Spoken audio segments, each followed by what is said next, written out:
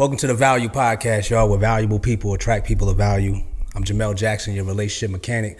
I focus on preparing, evaluating, and giving you the tools you need to maintain healthy relationships. Like I always say, if you're paying close attention, listening, watching, there are tools being dropped to help you maintain healthy relationships. Today, I have a world changer on here once again. Actually, this is probably one of the greatest interviews that's about to go down. I got Andre Norman on here, man. Appreciate you, JJ. Give him the backdrop. I mean, I just like to say world changer because you're covering a lot of things around the world, man. Creflo Dollar might have a problem with that. What's going on, beautiful people? I'm sorry I had to interrupt your value time, but people have been asking me, Jamel, how do I support the Value Podcast? I want to show some love. Well, you can go to VPAPOV.com. That's VPAPOV.com and grab yourself some value gear. And for those that have been watching and they say, man, I like this wisdom, I like the conversations that's taking place, how can I work with you one-on-one? You can go to JamelDJackson.com. That's JamelDJackson.com. Click the link, head to the website. Let's work together. I want to see you have the best, amazing, healthy relationships in your life. Back to the podcast. It don't matter. I don't care about Creflo having a problem with it. You do more work than Creflo. Yeah, Creflo just flies on a nicer jet. Yeah. You know, he actually has two, so he can alternate. You deserve a jet. I don't want a jet. I mean, you ain't got to own it. No, I don't even want a jet. See, what happens is I see these people. I do Bible. I actually did a service last night. And the people who are out here servicing the folks and ministering to the flock and uplifting and carrying the word of God, they're not. Because I've read the Bible. Jesus didn't own anything. Jesus stayed with and among the people, and he serviced the people. He fed the people in person, not via other folks. He didn't fly around in jets. He didn't prepare the donkey. But you wouldn't want it, like, if I had a jet, if I owned a jet, and I was trying to get you somewhere faster, you wouldn't want to take my jet? I'm not a minister, first off. I'm saying, so, like I said. No, not outside of minister. Oh, I mean, I've flown on jets. Yeah. No, I run them myself. Right. Oh, you got it. I don't own one, but I run them all the time. I want to get on one. I ain't never, easy. Yeah. 1-800, they got all kinds of apps for everything. If we go to Australia, can I be on the jet with you? Sure. If we go to Australia. I heard that right there. Yeah. Oh, I've been to Australia. I've been to Adelaide, been to Sydney. I want to go on the jet to Australia with you. What are we gonna do when we get there? That's a long ass flight. Based on that thing, that conversation I had with you about the. See, I don't know when that's supposed to happen, but. Okay, cool. Yeah. I don't remember the conversation. It was a dream that I told you about. I'm with you. Yeah, but I don't know when that's supposed to happen. I'm not gonna say, so we're gonna rent a jet and go to Australia. The jet wasn't in the dream. Oh, you just adding that? I'm adding that now. Cool. The thing you have to run into, that's a 15-hour flight from LA. Yeah. So I don't know if that's a big jet. The longest flight I took was that's a lot. No, I'm telling you, that's 15 from LA to Sydney is 15. Yeah. I've done it. The longest one I took was from here to Kuwait. That was about 14 and a half. 15, same difference. Close to but same I mean, thing. not on the jet though. No, not You're talking on about the jet. fuel. Yeah. I'm not talking about the plane irrelevant. The size of the plane holds more fuel. To fly 15 hours, you need a lot of gas. Yeah. Let's get into the podcast. I'm a logistical person too. So Dre, man, I've heard briefly about what you're doing, but quickly, like that, share like a little summary of what do you do? One of the things that you do, because you do a lot of things. If somebody asks me what do, I'll tell them crisis management. Mm-hmm. And this is the thing for people who want to be speakers in the relationship of how do you describe what you do and stay authentic to who you really are and not discredit the other things that you do. So I do speaking. I'm a consultant. I'm a program designer. I'm a grant writer. I'm a dad. I'm a lot of things. You know what I'm saying? I'm a advisor. I'm a coach. But if somebody had said to me, what do you do? My first response would be crisis manager. If I had to just go to baseline, because it covers all things. Right. So crisis management. So if I'm my coaching clients, that's a crisis. When I take over prisons, that's a crisis. When I went to Honduras and Guatemala and Liberia and took those countries and helped them, those was crisis management. When 9/11 happened, the FBI called me like, yo, Dre, what is the impact on prisoners to this happening and on our soil? Because it's never happened before. You are the foremost expert on prison. Mm-hmm. So we need to know the impact psychologically on prisoners that 2 planes just ran into these towers and we're scared to death and it's showing. So how are people going to perceive that? So I'm a crisis management expert. I like that. I like that. So the prison part is what I know about. I didn't even know you. I didn't know you were a dad though. I got a son. Yeah, he's 16. Okay. You only got one? Only that I know about. My mother swears I got more out there someplace, right? If I had more, I'd be taking care of them. But no, literally, I got married. We had a son. His name is Brooks Elliott. I didn't know you was married. Oh, for sure. You can't have kids. I mean, you can have kids without being married. Not me. Well, people do, though. I ain't got no. Listen, I'm not responsible for people. Are you married? You married, though? I'm responsible for what my grandmother taught me. You married? At the time I had my child, I was. Okay. How long were you married? I would say too long, but the real truth, about 3 years. We're gonna come back onto that. I'm making a mental note. So the prison part, like in the crisis management, and this is the relationship, podcast. Like, what do you think is one of the most challenging things to do in the prison in terms of having people maintain those healthy relationships? Because I mean, in the prison, everything going down, everybody not caring for each other just right out the gate. It's not that they're not caring for each other any more or less in prison than they do in the street. It's that you have the people who have proven that they can't manage relationships all in one place. See, out in society, it's a mix. You have people who do care, who do get it, who don't get it. So you're going to bounce around. Inside of prison, what you have, and I hate to say this because I was one of them, you have quitters. These are the people who've quit on doing it the right way. These are people who've quit on relationships that would take them to the right place. So you quit football, you quit track, you quit band, you quit listening to the choir director, you quit on everything positive in your life, and you started making negative choices in replace of them. So these people that we're speaking about inside facilities have at one level quit on life or quit on the right way. So which way you do anything is the way you do everything.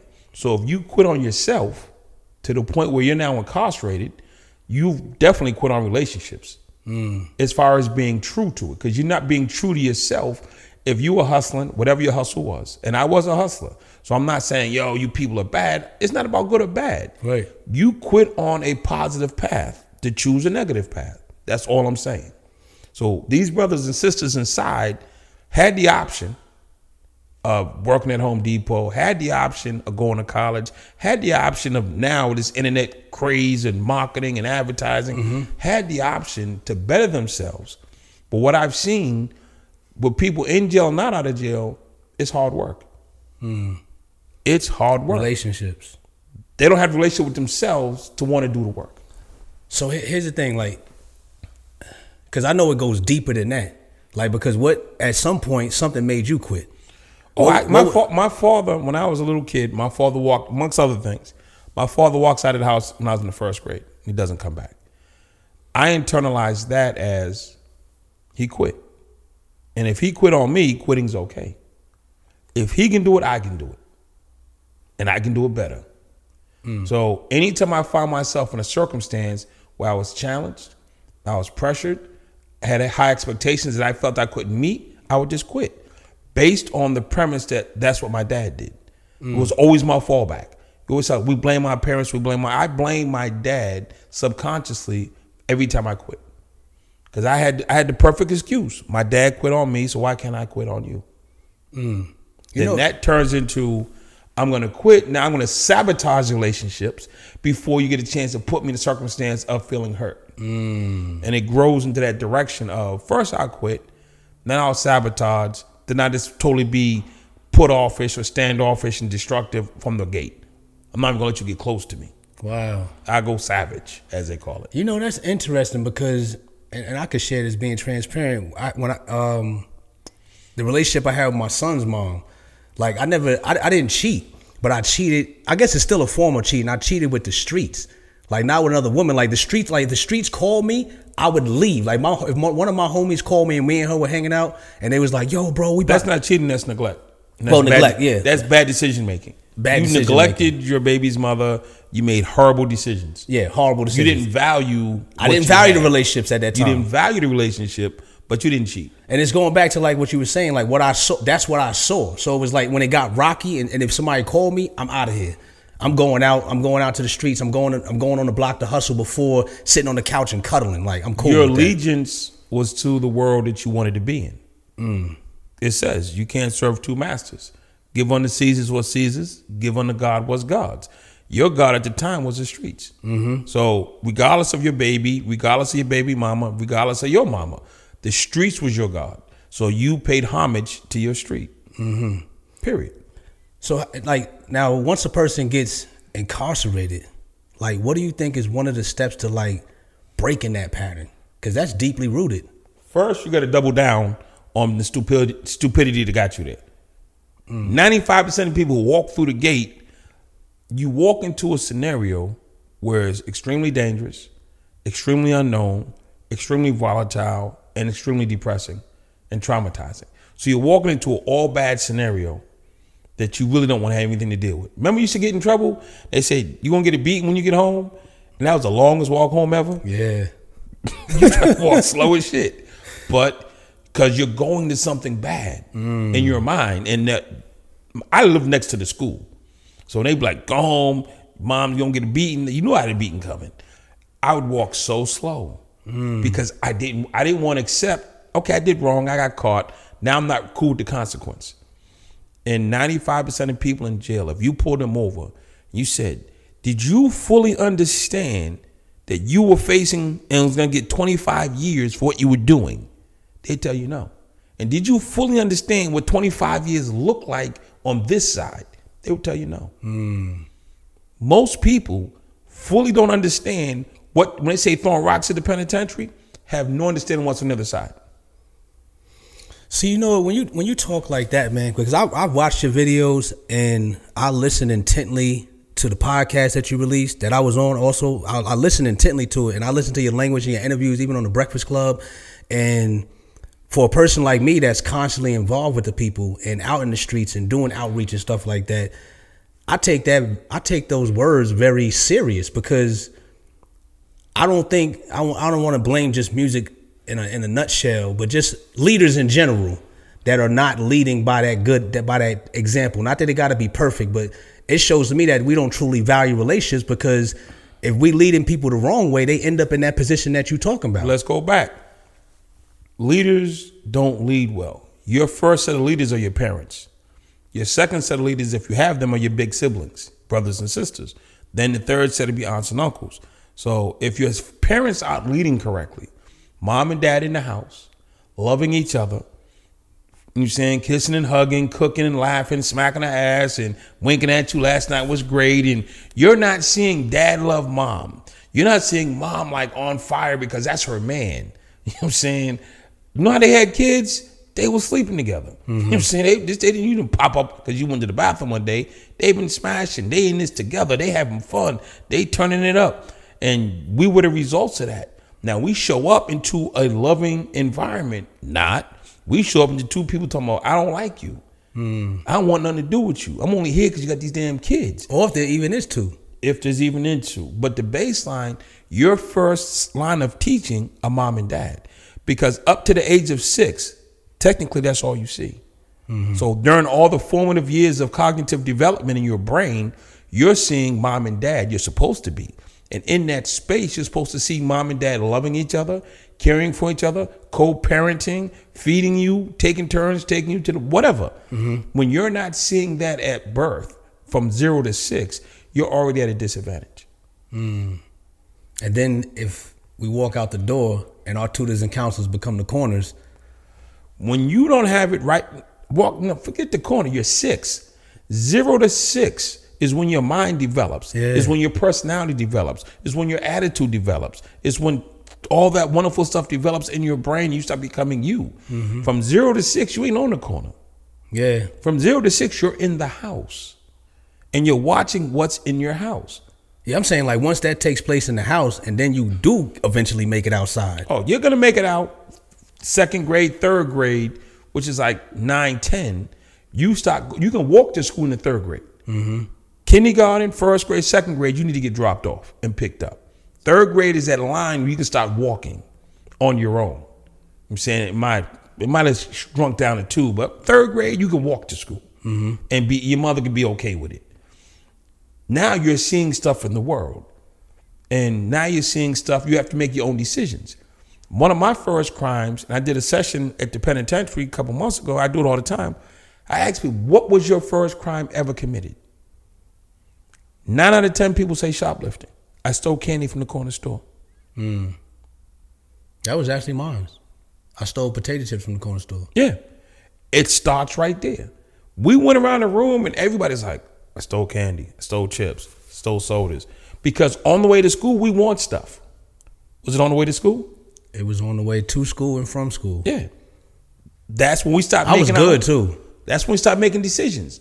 We have the right to make decisions because we're 3, 4 years old, third or fourth grade, we're out here moving, and the decision is up to you.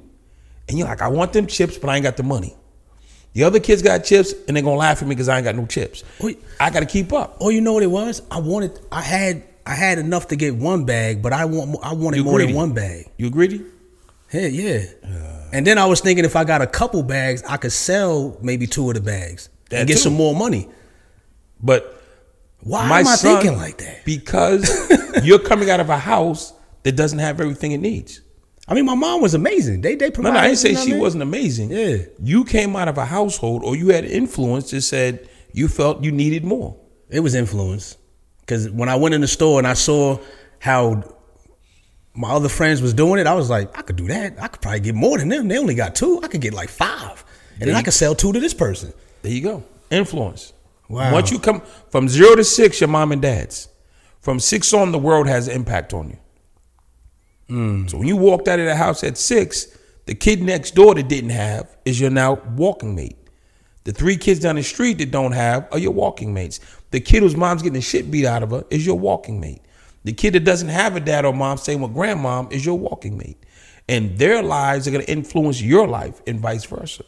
So what was that I guess a defining moment that ignited that why in you to do what you're doing now? Like, I know you were incarcerated. Right. I don't know if it happened in there or when you came out, or maybe it happened before you even went in there and you just end up in there. Like, before I went in and before everybody goes in, we get the seeds of greatness planted in us. The same as we got the seeds of destruction planted in us. We gravitated to the destructive seeds. And we ended up in a destructive place where they put people who can't control themselves. You can't play by the rules, and they changed the rules, by the way. Then you end up where they put those folks. And then when I was inside for the first 6 years, you know what I'm saying, I wilded out, caught cases, fought, got shipped around the country, all the cool prison stuff. They make a movie. Then after 6 years of being in prison, I realized something. I was a king of nowhere. And most of these guys wake up one day, they realize you got all the drugs on the block, you got the best credit card scam going, or whatever your thing is, you're going to wake up one day and realize that you're the king of nothing. Or you got his stuff. Hopefully you realize it while you're not in a cage. I woke up in a cage 6 years in and realized I was the king of nothing. I got a bunch of cigarettes, I got a bunch of canteen, I got a bunch of this, I got a bunch of nothing. Everything I had amounted to nothing. What's important? Relationships. I had none. All I had was stuff. Those bags of chips changed to cartons of cigarettes. Those bags of chips changed to Timbs and Nikes. Those bags of chips changed into a whole bunch of nothingness. Yeah. It was just chips on another level. So when I woke up and realized I'm the king of nothing, and I'm the king of nowhere, all this stuff in my cell means nothing. The dude I don't even respect goes home every day to his wife and kids. And I'm locked in the cell thinking I'm winning. I thought I was winning. You could not tell me I wasn't winning because I was ruling the penitentiary. Man, listen, if you're an alpha man, you're a man's man, and you're the boss in the penitentiary, there's no greater high. You're on top of the world. Nigga, I run the penitentiary. I'm that dude. You running a place you don't even own. Well, we don't own the block. Yeah. We sell drugs in the block, we don't own it. We sell drugs in the park, we don't own them. And we repping it like we own it. We stay in government housing, we don't own them. We renting every damn thing across the country. So this is a continuation of what we were doing outside. We didn't own nothing outside. My godfather used to hustle in Harlem. And he worked with a whole crew of people back in the days in the 70s. And everybody know the crew. Made millions of dollars. And he told me, he said, Andre, we made enough money to buy Harlem 3 times. We never bought one building. Only dude in their crew that bought a building was Guy Fisher. He bought the Apollo. He said, Andre, We made enough money to buy Harlem 3 times over. We never bought one building. We bought cars, we bought coats, we bought hats, we bought bottles. We never bought a building. Had they bought Harlem, it's worth billions of dollars now. Harlem is no longer trash. You got a Disney store up there. Yeah. Obama lives up there. Clinton lives up there. Everybody got spots in Harlem. He said, we had enough money to buy Harlem 4 times over. We rented everything. Now, when their heyday ended, they had nothing. But in the moment, they were the kings of Harlem. In the history books, they were the kings of Harlem. Yeah. And they ruled, everybody saluted. Fast forward, none of them owned anything. Wow. So 6 years. I woke up and I realized that ignition takes off. I was a king of nowhere. Then I said, okay, for the first time in my 6.5 years in prison, I said this, I want to go home. I have bought in so heavy to the culture and the concept of the penitentiary that is every day is a life sentence. And you got to get through this day. You're not allowed the future plan. You're not allowed the future pace. Think about next week, next month, because you start drifting and you're thinking it's when your head get chopped off. That's what they told us. So I'm saying, I don't want to be here no more. This is stupid. I literally woke up and said, this is stupid. I'm stupid. This is dumb. I don't want to be here. I don't want to be on the cover of the Feds magazine or Don Diva. I don't want none of that. This is dumb. I'm reading, I should be on the cover of Feds. Nah, I don't want to be in the penitentiary. To be on the cover of Feds, I need to be in jail. Yeah. I was buying into man, how come I can't be on the cover of Don Diva? Because you're stupid. Why do you want to be on the cover of a magazine that only holds prisoners? Because my mind was in a relationship with this world. So when I said I don't want to be here, so I looked around at all the different types of people, white, black, Spanish, dudes who played ball, dudes who worked in the kitchen. Everybody went home, everybody came back. It's called recidivism. I saw the numbers in real time. I said freedom doesn't work for nobody. So I don't want to be free because it's not working for anybody. So I said I want to be successful. I said successful people don't come here. So I came up with my plan to be successful, which was to go to college. The college I picked was called Harvard University. Then I made my list of what I needed to do to go from where I was standing to Harvard. And after I made my list, I looked in the mirror. I said, what's inside of me that's stopping this list from happening? I can't read well. I'm angry. I'm traumatized. I'm a gang member. I'm violent. I'm doing 2.5 years in solitary right now for beefing. You know what I'm saying? I don't get along with my parents. I don't get along with my siblings. Shit, I don't like a lot of motherfuckers. You know what I'm saying? I don't trust. I just went down my list of I'm borderline functionally illiterate. I just went down my list of stuff these are the things that's gonna stop me from achieving my goal. It wasn't being black, I can't change that. You know what I'm saying? It wasn't being Andre, I can't change that. But I can change the Andre. This is a list I can change. So I was illiterate, went to school, got my GED. I was uneducated. I graduated my GED. I kept going to college. I went to counseling. I went to therapy. I went to mental health counseling. Fuck what you heard. Andre sat on the couch. Yeah. I told him what was wrong with Andre. Dude was like, yo, Dre, you the smartest dude in the penitentiary. I had that title. Smartest dude in the penitentiary. I said, but I'm in the dumbest place. I don't want to be the smartest dude in the dumbest place. I've always heard if you're the smartest dude in your circle, change your circle. Yeah. Well, I was the smartest dude in the penitentiary.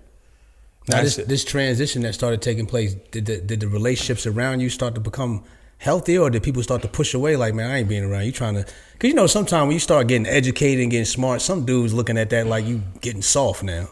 No, I mean, soft and me never correlated. So it's not even about soft. I've established myself as a psychopath because that's what you do in jail. You're a victim or you're a predator. So I'm a psychopath, certifiably. You know what I'm saying? I got 8 cases of attempted murder in jail. I'm a certified psychopath. I've been in 9 different states fighting and repping the state. I was out in, you know what I'm saying, Oklahoma. I'm out in, you know what I'm saying, Oklahoma, Atlanta. I'm in Pennsylvania, Indiana, repping the state. I'm repping the bean, you know what I'm saying, all the rest of the dumb stuff.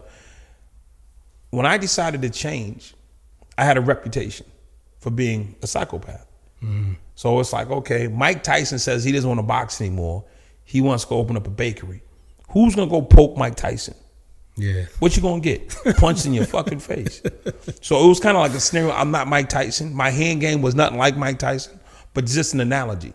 When I decided to shut it down and go the other way, because I had become a professional psychopath, nobody wanted to bother me. They're like, you know something? Let that dude do that shit. That's more work for us. There's more room for us. There's more space for us, because Dre took himself out of the equation.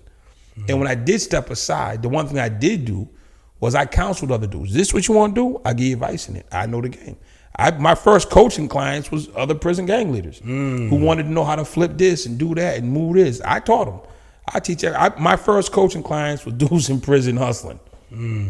I didn't just walk away and start going to church and reading the scriptures. Nah, I was still in the penitentiary. You want to be the man? Yo, Dre, you got 10 years experience in this shit. Break it down for me. I break it down for you. How do I flip the CO? How do I get that package over? How do I break it down? Where do I get the cut from? How do I package it? How do I handle my money? My first coaching clients were all dudes in the penitentiary, teaching them penitentiary shit. So when did it transition to, because you got the Academy of Hope.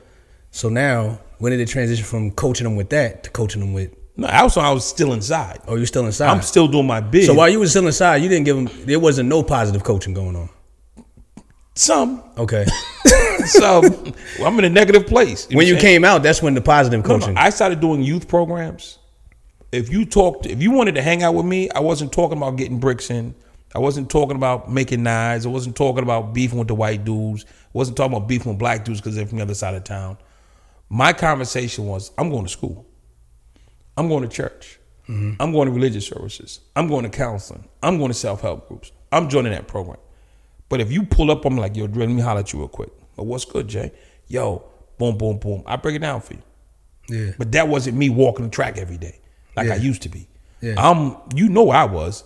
Dude stopped me one day like, yo, Dre, why do you go to programs every day? I said, man, I got problems. I'm saying I'm trying to fix my life.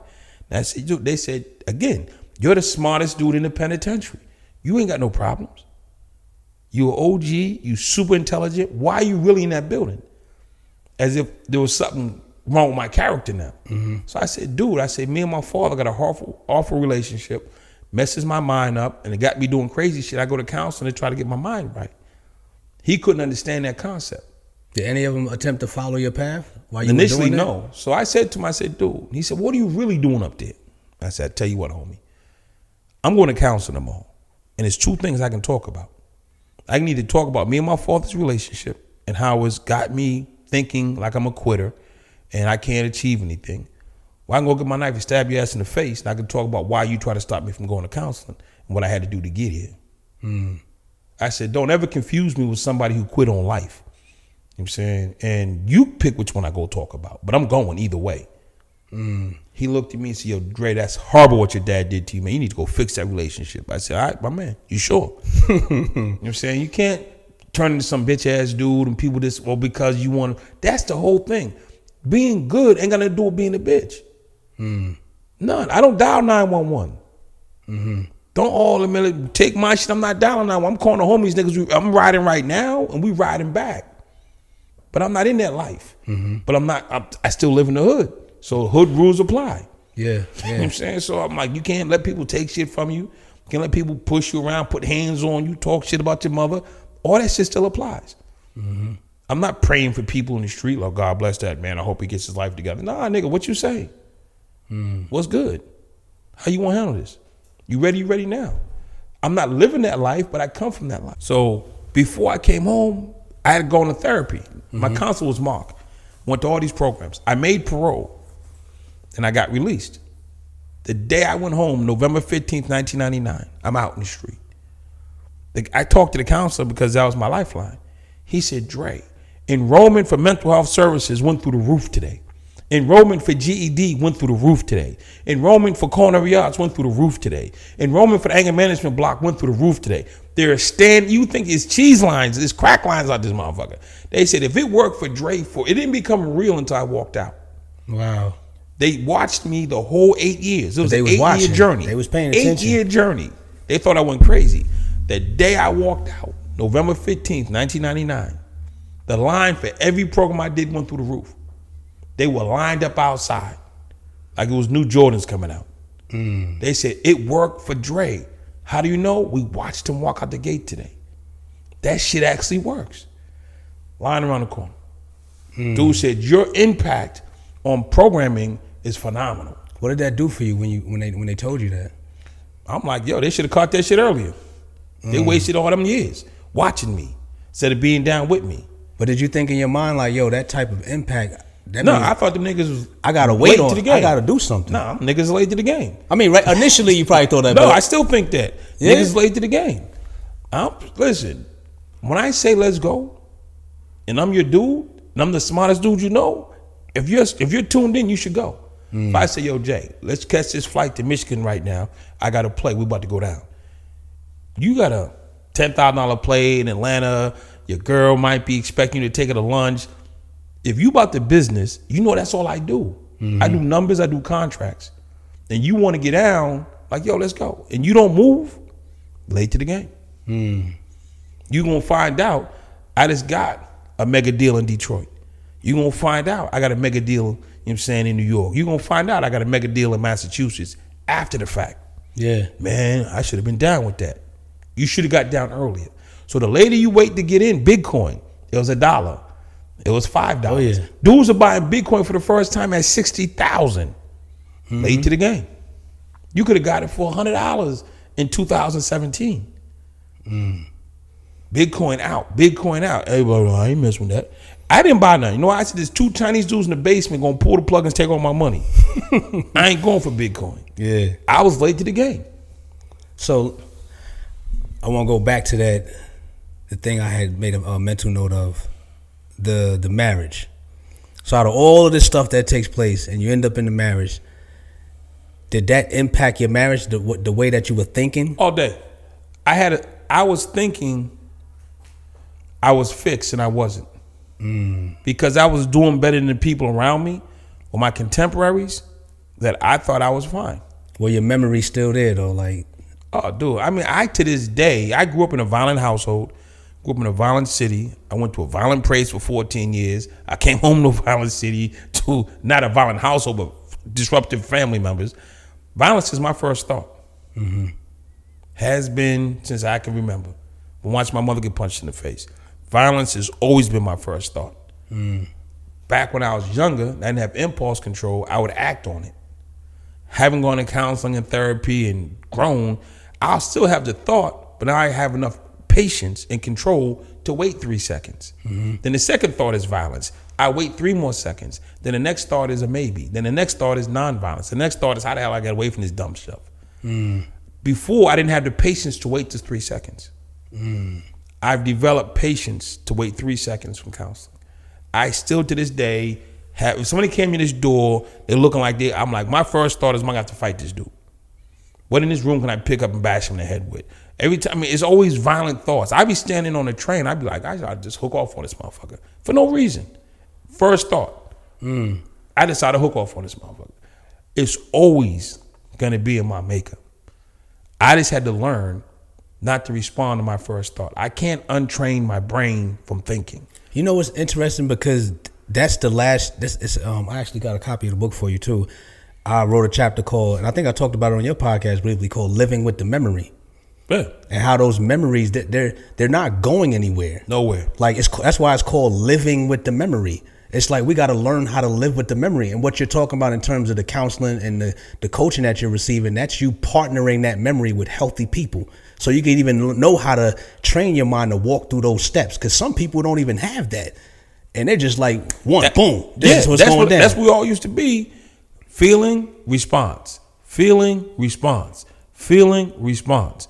I had to learn to go feeling, breathe, think it through, respond. Yes. And that breathe, think it through is the difference between going to jail and not going to jail. So in the marriage though, how did your memory, I don't want to, well, I wasn't ready for marriage. Okay. My concept of marriage was all wrong. If you'd asked me to write down on a piece of paper what I thought being married was, you'd have been like, where'd you get that from? Where the hell did you get that from? That makes, nobody's going for that, Dre. Nobody's going for that, Dre. That's not marriage. That's some shit you made up out of a Cracker Jack box. If you'd have asked me when I was 18, what was a good name? He fights. He don't tell. He handles his business. He stays strapped. He's true to his team. That was a good name when I was 18. Ask me now what's a good name. I'm dependable. I'm reliable. I'm helping people. I'm making a difference. I'm creating impact. What I wrote down about marriage was equivalent to what I wrote down was a good name when I was 18. Wow. It was shit I seen in the movies, shit I saw on TV. It wasn't reality. Do you desire to be married again? Definitely. Okay. Are you Definitely. dating? You dating now? I'm not dating right now. Okay. If there's a queen out there that's about the business and understands, I'm with it. Yeah. 100%. I said it on Dave's podcast. Some people hit me up, yo. I'm like, no, I'm dead. Don't come to me with the games, though. Don't come to me with the games. Don't call me king, then talking about I got to ask for permission. I got people do that. Yo, king. Then you think I'm going to ask for permission? Where I come from, kings don't ask permission in their kingdom. Where I come from, kings make edicts and what they say goes. There's no whole bunch of back and forth. So if you want a king, I know how to make decisions. So what's your definition now of, I guess, a long-term committed relationship or marriage based on how you had it before in your mind till now? For there might be somebody watching or listening to my podcast. I'm not saying it's the dating show. It's a relationship. It's relationships. I didn't wake up this morning thinking I'm going to come It's up. a huge transition. You know what I mean? So now we talk that talk, but now your thought is different. So what is your outlook or perspective now? You know? My outlook and perspective now is, A, you need somebody educated because I can't do dumb. My first wife had a PhD from MIT and a master's from Harvard, spoke 5 languages. Black girl from New York. She writes world policy. Can't do dumb. All my girlfriends since have been lawyers, doctors, real estate brokers, people who actually are highly intelligent, highly functional. If you're not highly intelligent, highly functional, it's a dead issue from the start. The best you get is a weekend. Okay. So what I'm looking for, if I was looking for a mate, if I say now, I need somebody who's whole, who loves themselves. You know what I'm saying? Somebody who loves themselves, that I can't be their world. I can be your I can partner with you in this world, but I can't be your world. You know what I'm saying? Because then when I walk out the door, you have no life. I'm getting 10,000 texts a day. I need 4 hours on the telephone. I got to FaceTime you when I'm getting off the plane. Got time for that. Independent, strong, loves yourself. Nice. Yo, where's my phone? Because I got 3 words that I ask everybody that come on my podcast. It's on the floor. It's on the floor? Oh, I hope I didn't miss that call. All right. And the 3 words I got for you, Dre. So when I tell you each word, I need you to let me know what that word means to you and then use it in a sentence. All right? Bars. All right. First word is sustainable. Growth is sustainable when you invest in yourself in education and emotional wellness training. Sustainability is not about endurance. It's about preparation. Nice. Next word, transparency. To be transparent is to be whole. Being your whole self all the time in front of people, not putting on the mask, not hiding behind a glitch or a gimmick, but just allowing people to see and be you. To be yourself throughout the day is refreshing, it's invigorating, and it's real. And it also leads back to sustainability because it's so hard going between characters. I made myself into a gangster, whatever that is, but it wasn't Andre. I created this image and lived it, so I was everything but transparent. Since I've learned who I am and appreciate the things I have and the things I don't have. You know what I'm saying? So I am fully accepting of me, which allows me to be fully transparent with the world. When I wasn't fully accepting of me, then I couldn't be transparent with the world. So honesty to self leads to transparency with others. Come on now with the great answers, man. Last one. I typed these in here last night. What comes to me in the night when I meditate, I'm like, these are the words. The last one is blood. Blood.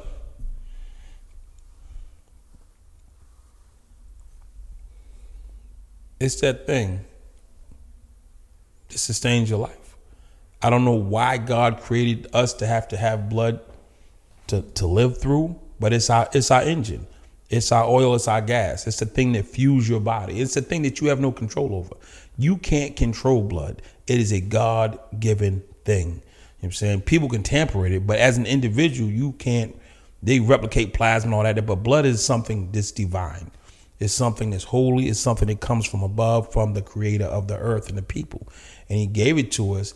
And I don't fully understand the symbolism of it, but I understand that it's precious and it's necessary to pass life on. You know what I'm saying? Life is passed on through blood. Without blood, there's no replication of life, which means the planet dies. So it is that essential thing above water that keeps this world moving. So you need to spend time just asking yourself and doing a deeper dive into understanding the creation of blood and the chain that it rolls throughout centuries.